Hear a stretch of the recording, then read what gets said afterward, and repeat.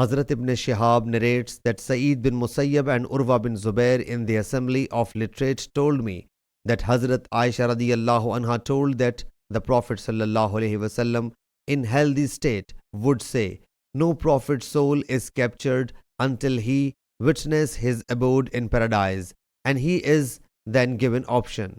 When he sallallahu alaihi wasallam got ill, his head was on my thigh, and he sallallahu alaihi wasallam fainted for a while.